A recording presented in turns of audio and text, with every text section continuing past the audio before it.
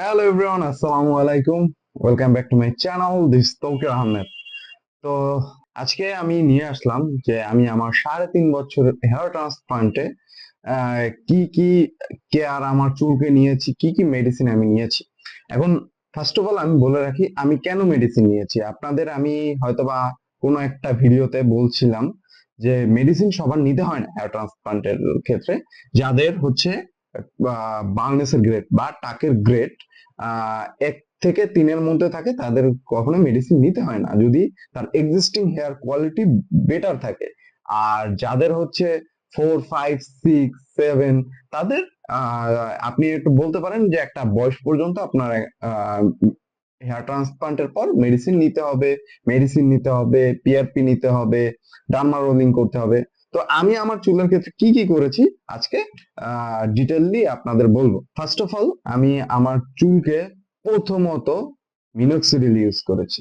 Minoxidil hair ট্রান্সপ্লান্টের পর ছেড়ে দিলেও প্রবলেম নাই, কিন্তু প্রবলেম হবে আপনার ডেনসিটির।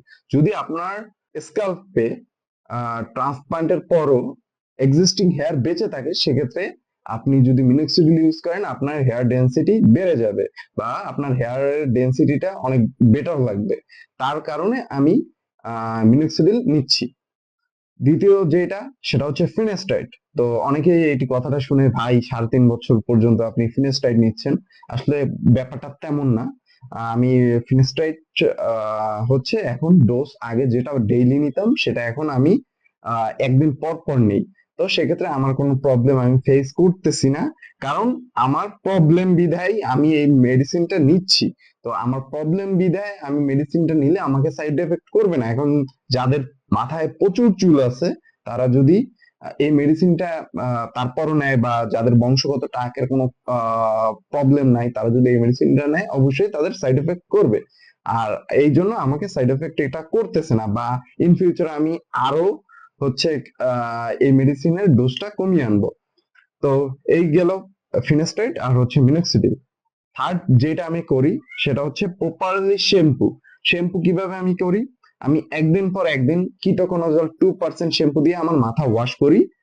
আর হচ্ছে আমি যেই গ্যাপটা দেই একদিন, মাঝের একদিন, ওই গ্যাপটাতে আমি জনসন বেবি শ্যাম্পু বা হচ্ছে মেরিল বেবি শ্যাম্পু, যে কোনো দুইটার একটা শ্যাম্পু আমি ইউজ করি।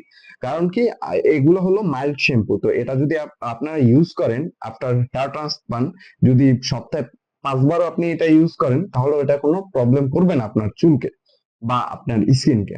এটা নেওয়ার পর দেন হচ্ছে আমি প্রতি সপ্তাহে একবার করে ডার্মা রোলার করি।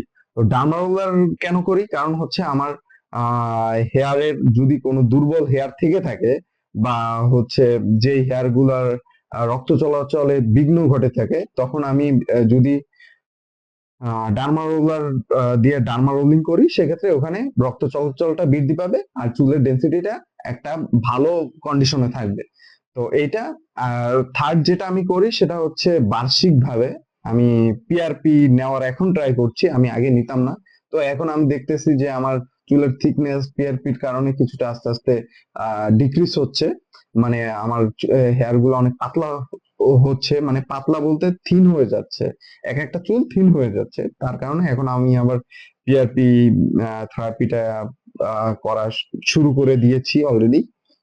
তো এইসব ক্ষেত্রে আপনারা যারা হচ্ছে আমার মতো অবস্থা, বা হচ্ছে আমার থেকে একটু ছোট, যারা 4, 5, 6, 7 এর মধ্যে আছেন, অবশ্যই তাদের এই জিনিসগুলো যদি ফলো করে চলতে পারেন, টাইম টু টাইম আপনি খাবার খেতে পারেন, ফলমূল খেতে পারেন, তাহলে এই চুলটা আপনার সারা জীবন যাওয়ার একটা পসিবিলিটি থাকবে।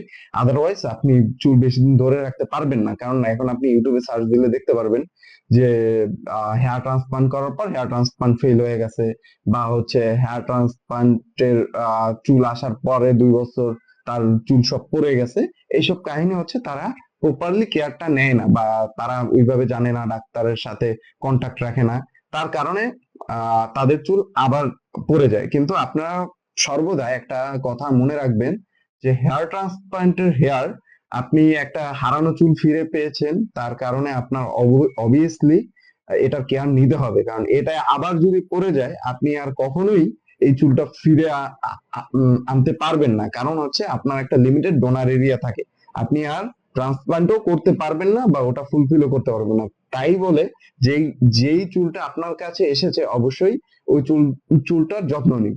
তো আজকের ভিডিওটি এই পর্যন্তই। সবাই ভালো থাকবেন এবং আমার জন্য দোয়া করবেন। আল্লাহ হাফেজ।